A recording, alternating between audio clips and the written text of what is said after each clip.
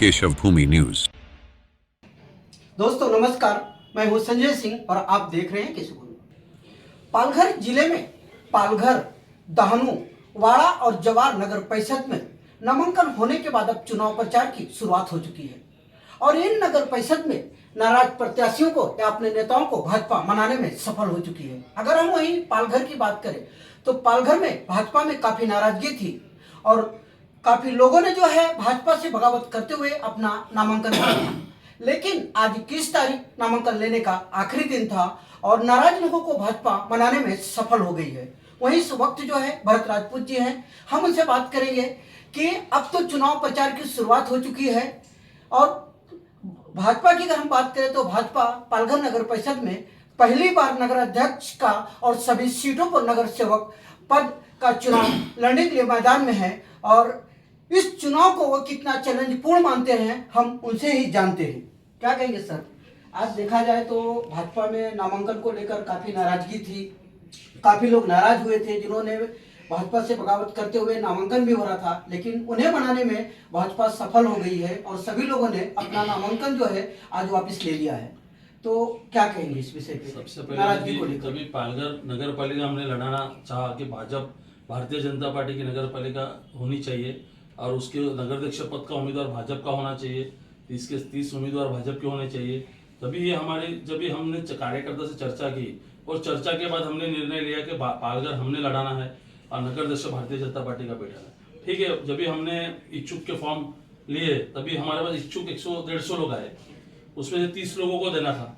तो उसमें जो पार्टी ने निर्णय लिया कि जो जीत सकता है जीतेगा उसी को मिलना चाहिए, तो निर्णय लिया। लेने के बाद कुछ लोग को मन दुख हुआ, कुछ लोगों ने अपक्ष फॉर्म भरा, लेकिन हमें विश्वास था, मेरा पीछे का भी इंटरव्यू निकाल के आप देख लेंगे, तो मुझे ये विश्वास था कि भारतीय जनता पार्टी का कार्यकर्ता पार्टी के हित में काम करेगा। मन दुख हो सकता है लेकिन पार्टी का नुकसान नहीं करेगा। आज आपने देखा होगा पालघर की नगर पालिका में सभी अपक्ष उम्मीदवार जो भारतीय जनता पार्टी के थे सभी ने पीछे लिए फॉर्म और आने वाले समय में आपको बोलता हूँ पूरे सब जितने लोग ने फॉर्म भरा था सब ताकत से काम करेंगे और वाड़ा, जवार, डहानू ये चारों नगर पालिका 3 नगर पालिका नगर पंचायत में बंडखोरी जो बोलते हैं बंडखोरी पार्टी के अंदर कहीं पे भी आपको देखने नहीं मिलेगी। अगर आप बंडखोरी की बात करते हैं तो हम भाजपा के बहुत सारे ऐसे जो स्थानीय लेवल के नेता हैं या जो कार्यकर्ता हैं उनका कहना है कि भाजपा ने उम्मीदवारी देते वक्त जो पुराने कार्यकर्ता थे उनको कम महत्व दिया है और नए लोगों को उम्मीदवारी देने में ज्यादा महत्व पार्टी ने दिया है और जिसके कारण उसमें जो है इस बात को लेकर लोगों में नाराजगी अभी भी है।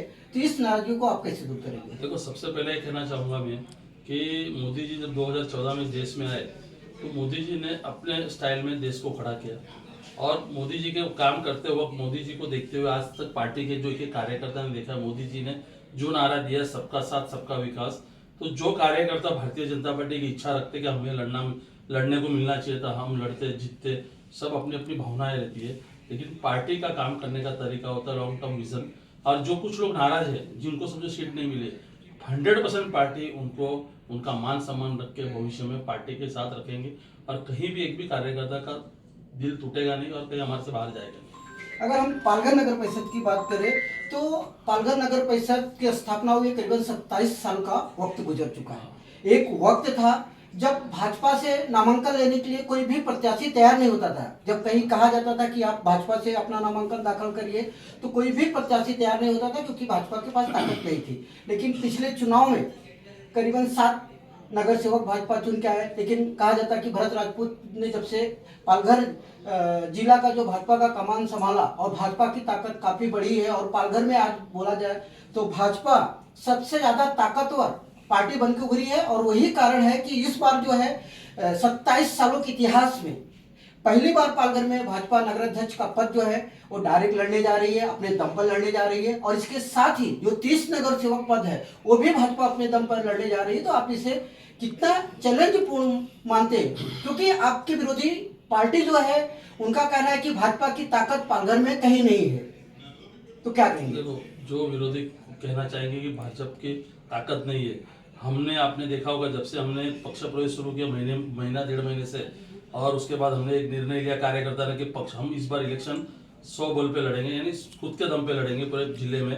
तभी ये शिवसेना के लोग होंगे, राष्ट्रवादी होंगे, तो उन्होंने ये बोलना शुरू कर दिया कि इनको हम बना गया है, इन्होंने साथ में लड़ना चाहिए। लेकिन हमने तो कभी ये नहीं बोला कि आप हमारे साथ लड़ो।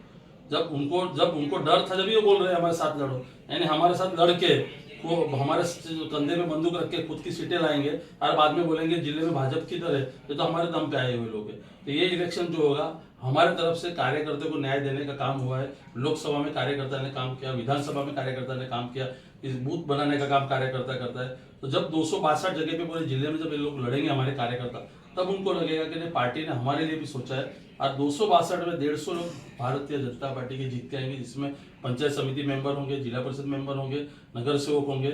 आप जब 3 दिसंबर को ये रिजल्ट आएगा चारों नगर परिषद का, आप देखना रिजल्ट किसके बाजू में होता है, लोग किसको साथ देते हैं। अब पालघर का बताना चाहता हूँ कि पालघर में जो हमारे उम्मीदवार अभी पता चल जाएगा 3 दिसंबर को। लेकिन शिवसेना को जिताने के लिए एकनाथ शिंदे ने कमान संभाला है। अभी कल उनकी 4 सभाएं हैं चारों, उसमें तो कितना फर्क पड़ने वाला है। देखो, हर पार्टी अपनी ताकत लगाएगी। एकनाथ शिंदे साहब हो, अजीत दादा साहब हो, वो जो जहां लड़ेगी उनको प्रचार तो करना ही है उनकी पार्टी के लिए, वो उनका प्रचार करेंगे, हम हमारा प्रचार करेंगे।